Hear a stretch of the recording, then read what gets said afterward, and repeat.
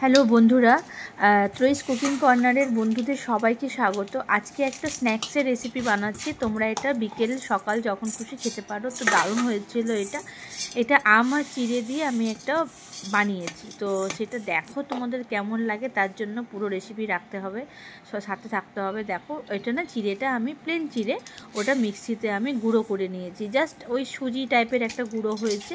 তোমরা পালস মোডে নয়, 1 2 3-এই ঘোরাবে মিনিট 2-এর মতো, তাহলে জিনিসটা হবে একদম সুজির দানার মতো।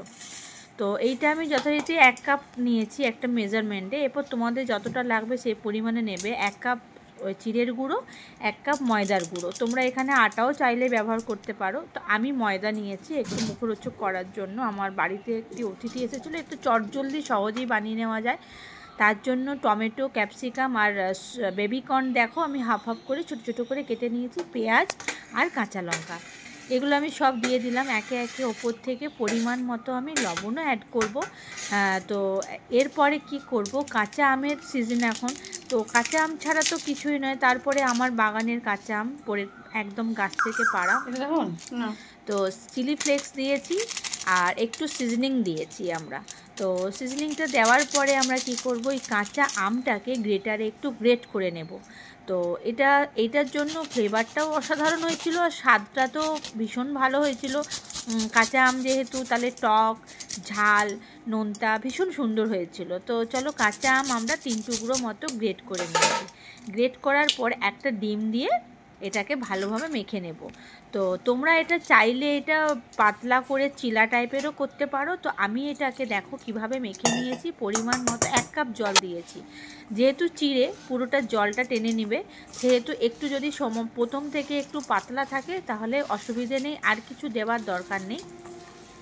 তো আমি এইভাবে করে নিলাম। তো আমার মনে হলো বেশি একটু পাতলা হয়ে গেছে, কেন টমেটো লবণ এইসব মিশে না একটু পাতলা হয়ে গিয়েছিল, ওই জন্য আমি বাকি চিড়ে গুঁড়োটাও দিয়ে দিয়েছি। তোমাদের যদি না লাগে তো না দেবে, দিয়ে টাইট টাইট করে মেখে নিয়েছি। এদিকে ফ্রাইং প্যানে একটু বাটার আর সাদা তেল সম পরিমাণ দিয়ে, যেহেতু এটা স্যালো ফ্রাই হবে একটু কম তেলেই করার চেষ্টা করেছি, কেন হেলদি খাবার খাওয়ার দরকার আছে।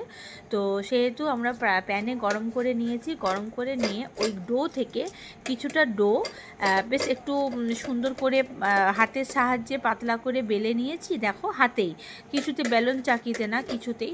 আর এটা খুব সুন্দর করে পাতলা করে বেলে নিয়ে আমরা ওর উপরে, তো দেখো আমি এটা এক হাতে করছি বলে আমার একটু তুলতে সমস্যা হচ্ছিলো, ওই জন্য আমি ক্যামেরাটা রেখে দেখো আমি তাওয়াতে দিচ্ছি। ব্যাপারটা এই রকম হবে। হ্যাঁ, খুব সুন্দর হয়েছিল এটা। আর অল্প গ্যাস দিয়ে, মানে ফ্লেমটা একদম মিডিয়াম টু লোতে রাখবে, লো টু মিডিয়াম দিয়ে রেখে ওটাকে চাপা দিয়ে মিনিট 5 থেকে 7 মিনিট মতন তোমরা অল্প ফ্লেমে ওটাকে ভেজে নেবে। এক পিঠ হয়ে গেলে আর একটু ওপর পিঠটাও দিয়ে দেবে। দেওয়ার পর দেখো কিরকম হাতে করে আমি চেপে চেপে নিয়েছি।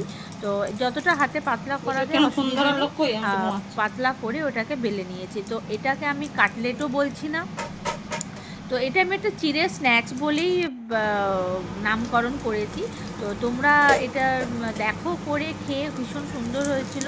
আর এই যে সসটা দেখেছো, এটা চিলি সস, এটা প্লেন চিলি সসের সাথে খাবে। যেহেতু টমেটো দেওয়া আছে, আমি টমেটো সস ব্যবহার করছি না, সেহেতু চিলি সসের সাথে খাবে। দারুণ লেগেছিলো খেতে, দারুণ লেগেছিলো। আর বাড়িতে অতিথিকে বানিয়ে খাওয়ালে সে তো ভীষণ খুশি হবে। আমি বানিয়েও খাইয়েছি, তার ভীষণ ভালো লেগেছে। আর দেখো এই যে ক্রিস্পি করে ভেজেছি, সাইডটা মানে ভীষণ সুন্দর হয়েছিল, অত্যাধিক লোভনীয় হয়েছিল। দেখে তো মনেই হচ্ছে, আর খেতেও খুব সুন্দর হয়েছিল। যাকে খাইয়েছি সে তো খুব ভালো এসেছে। তো তোমাদের কেমন লাগলো জানিও, ভালো লাগলে লাইক শেয়ার সাবস্ক্রাইব।